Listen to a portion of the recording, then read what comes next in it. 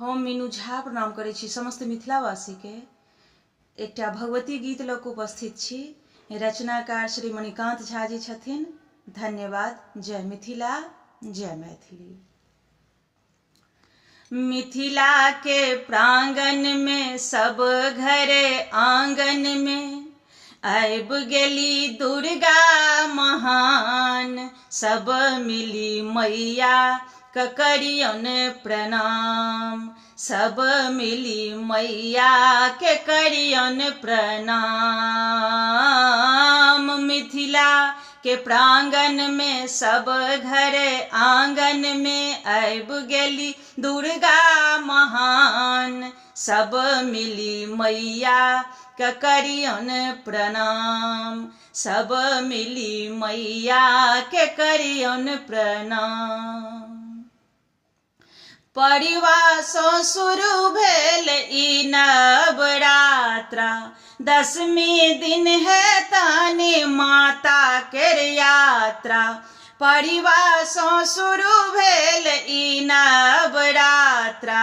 10वीं दिन है तानी माता के यात्रा। 10 दिन पूजा विधान। सब मिली मैया के करियन प्रणाम। मिथिला के प्रांगण में सब घरे आंगन में आबि गेली दुर्गा महान। सब मिली मैया के करियन प्रणाम।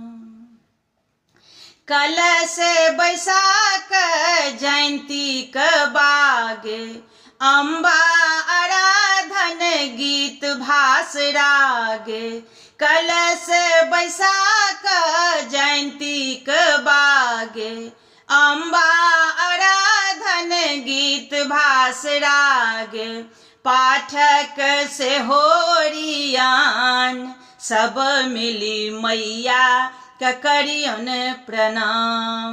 सब मिली मैया के करियन प्रणाम।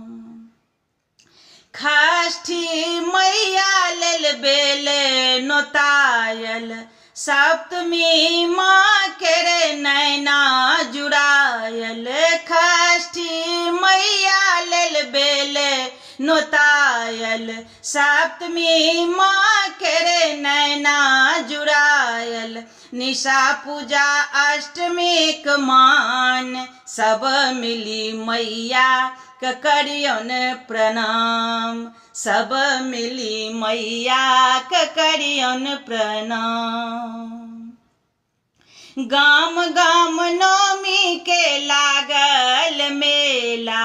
कबूलल जे छागर से हो चढ़ेला।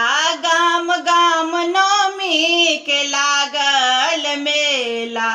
कबूलल जे छागर से हो चढ़ेला। मणिकांत भेला दिया मान। मणिकांतक भेल दिया मान। सब मिली मैया के करियन प्रणाम। मिथिला के प्रांगण में सब घरे आंगन में आबि गेली दुर्गा महान। सब मिली मैया के करियन प्रणाम। सब मिली मैया के करियन प्रणाम।